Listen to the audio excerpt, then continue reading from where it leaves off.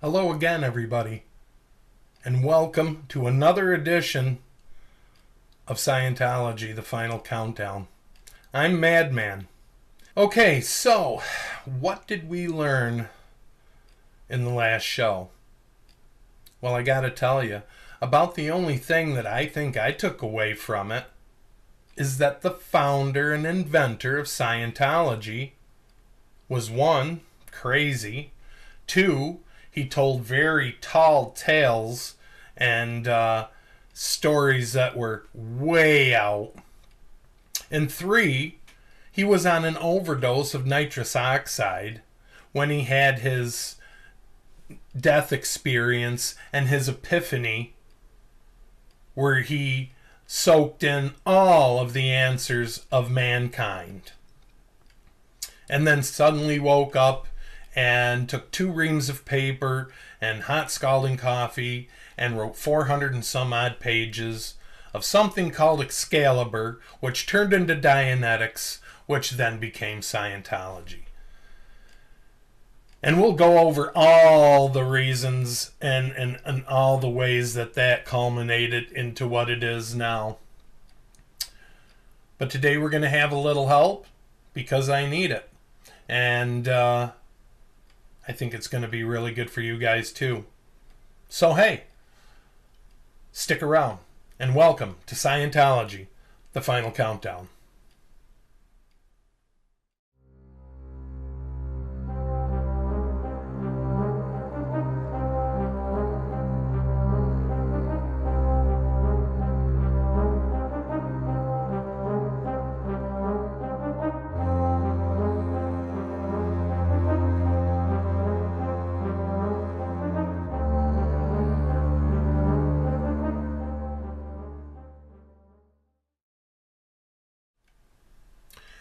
Chris Shelton is an ex-Scientologist. He is very well spoken and is very knowledgeable in the subject. So we're going to use his videos quite a bit in this series. And today we're going to let him start us off with the basics, 101 of Scientology. I know he's going to give you a lot of information that's going to be very helpful. You're going to enjoy watching this video, and I know you'll come away with something. Probably a whole lot of questions. But believe me, they'll all get answered on this series. So just stick with us and subscribe to the channel so that you can watch each and every episode as they come. So without further ado, why don't we get right to it? Here's Chris Shelton.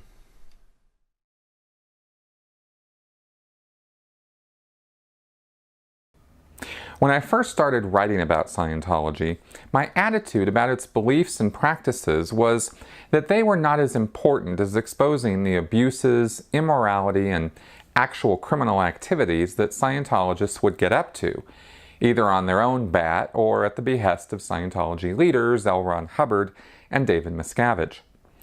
I'm a big supporter of tolerance of belief and letting people think whatever they want. They're going to anyway, so there really isn't much reward in trying to forcefully suppress anyone's way of thinking. But there is something to be said about how one's beliefs define one's attitude towards the world, and how that attitude can shape one's actions. When those actions are destructive, we should cast a critical eye on the ideas driving those actions and see if there isn't something worth commenting on. In the case of Scientology, there's a great deal to talk about. Now, to officially get started on this, let's look at how Hubbard talks about Scientology itself. This will give us a good overview and context from which we can then talk about the specific beliefs and methods. In doing this, we're not limiting ourselves to just current Scientology materials, but are also going to go back to earlier editions of his work where some of his claims were, shall we say, a little more bold. Current Scientology leader David Miscavige has justified a great many changes to Hubbard's works over the years, by claiming that Hubbard's words were misinterpreted or mistyped by evil-intentioned stenographers, copy editors, and past Scientology executives who didn't want to see people improve or get better.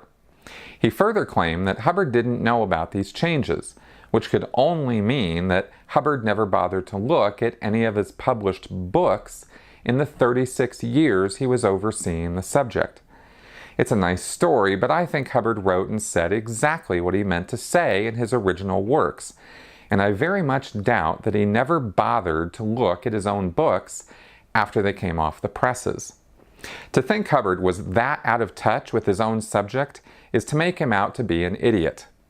Well, you can rightfully use a lot of epithets to describe L. Ron Hubbard, but idiot is not one of them. In 1952, L. Ron Hubbard started organizing the subject of Scientology in earnest.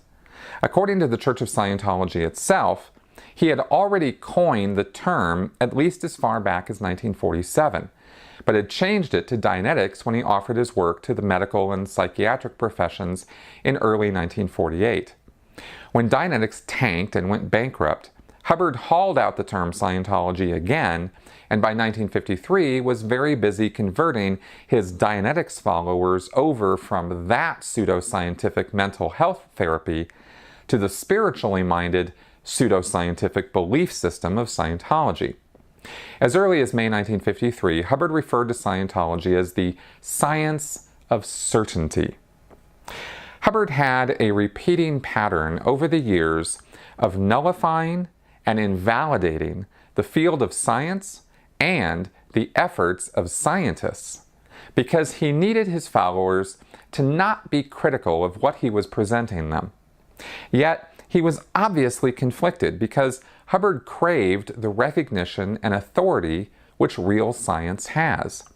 He mocked scientists and tried to make them look like the Keystone Cops while positioning Scientology above their efforts and claiming that Scientology was what science was really trying to achieve. Yet if anyone compares Hubbard's work to the actual scientific method and how science is actually conducted, they couldn't help but conclude that Hubbard was simply making things up as he went along, and that his claims of experimentation and clinical discoveries was so much hot air. None of Hubbard's case studies or research notes or clinical trials have ever been published, and it's doubtful they even exist. But that didn't stop him from making some pretty authoritative claims about his subject. In his earliest lecture on Scientology on March 3, 1952, here's what Hubbard said. Scientology would be the study of science, or the study of knowledge, rather than the small segment of therapy, which has been up to this time Dianetics. Scientology actually embraces these axioms and embraces the various activities of man. A little later in the lecture, he explained how science had ceased to be very useful, and that Scientology was now going to expand on and carry the torch for science because of its failures. At least, that's the message I get from this. The study of knowledge would embrace not only how you went about creating a science which could be utilized in the derivation of the formula and the application of the formulae of atomic fission, but it would also embrace who's going to use it, why is it, where can it be employed, and how can you keep it from being employed.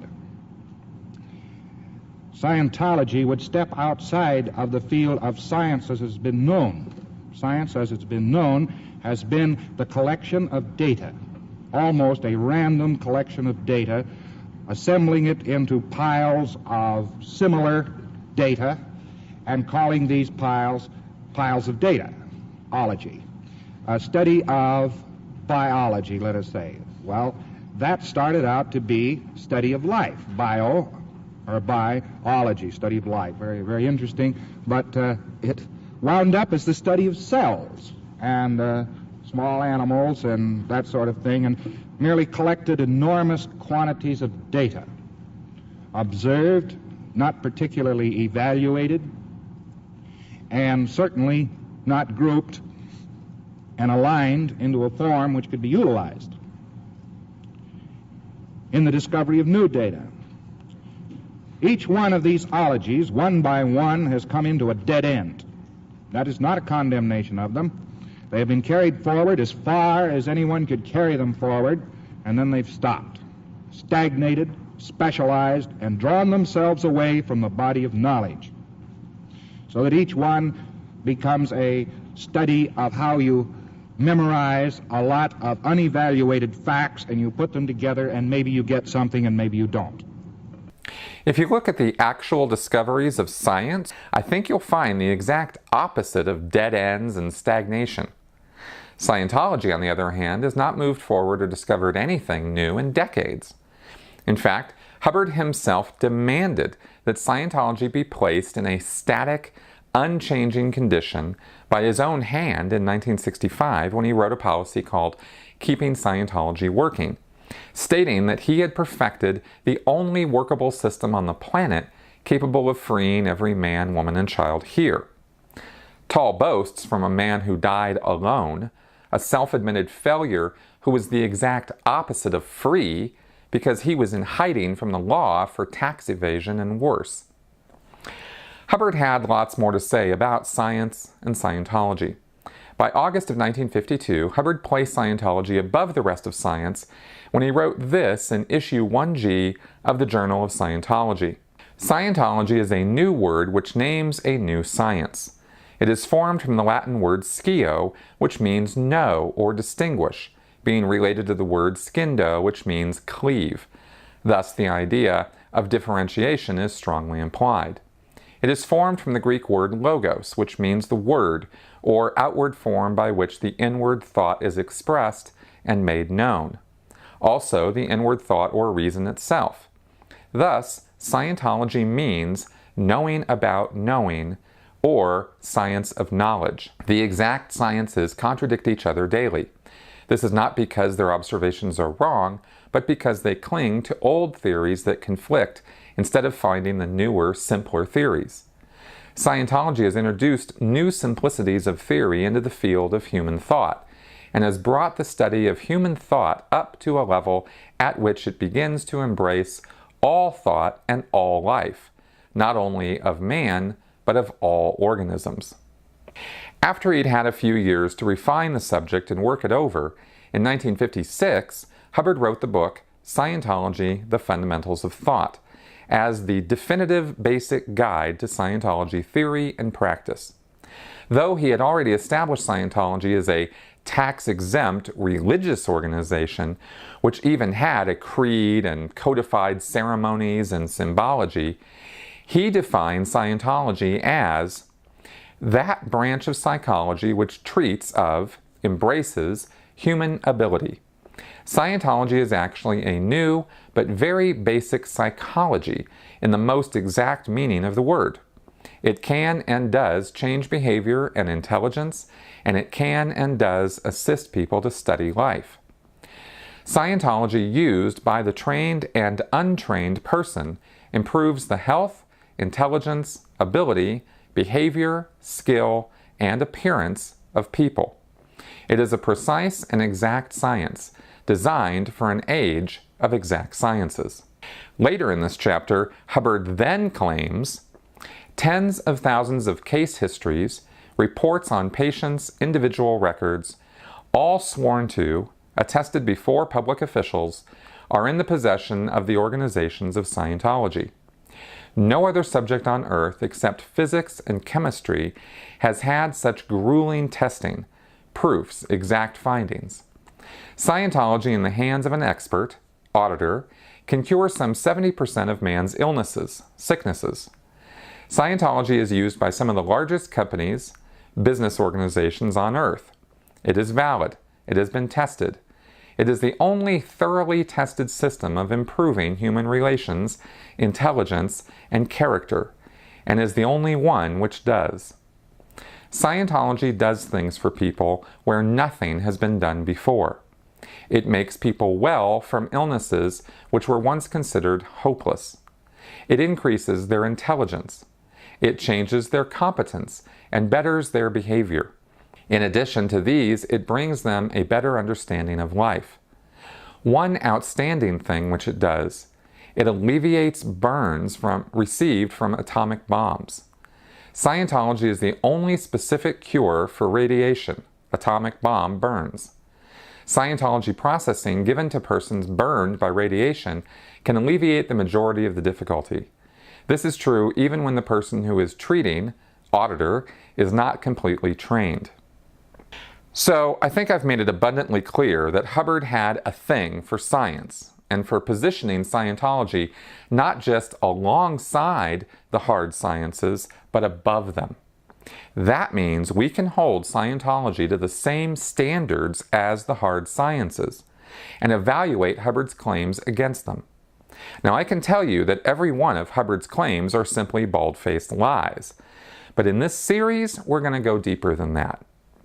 Einstein said, "No amount of experimentation can ever prove me right. A single experiment can prove me wrong." By showing how there are exceptions to Hubbard's axioms and statements of natural laws, I'll show how these are not scientific principles at all, but the exact opposite: pseudoscience. We're going to break the basic Scientology principles down and look at where some of them actually came from, their pros and cons, and whether they work or not. The best way I can think to do this is to cover the subject the same way Scientology itself has, going through the chapters of the Scientology Handbook. Once we've done that, we'll cover some other specific aspects of the technology, such as the e-meter. I've already done a video on the purification rundown, and that will be made part of this series too. Scientology is both fascinating and horrifying. It posits a new and better condition for every human being and claims that it is the only workable technology capable of freeing mankind from the shackles of its material existence. Yet a review of the results of Scientology shows hundreds, if not thousands, of broken families and friendships, busted bank accounts and bankruptcies, and even deaths. Are the supposed wins and gains in Scientology's testimonial videos worth this cost? Is Scientology really everything it's cracked up to be? Should us critics stop grinding our axes and let these people just get on with practicing Scientology in peace? Well, I think after this series is over, we'll have very definite answers to each of these questions, and I think it will be clear that Scientology as a philosophy is morally and intellectually bankrupt, and that its practices are far more harmful than helpful. That's the case I'll be making, and in the end, you'll be the judge. And every Scientologist on the planet who is part of the church will tell you that they either have no knowledge of or that the church has never been involved in anything illegal or inhumane. Well, you will find out that that is not the case. And we'll definitely cover that in this series over and over again until you understand that there's definitely something going on here that's just not right. Now, in the next edition of STFC, we are going to look a little bit more into L. Ron Hubbard, because we really need to see what made this man tick. And he has done very few interviews, but the couple that he's done are definitely well worth watching. So we're going to take a look at that in episode 3. So until then, thanks for watching. I'm Madman. We'll see you next time.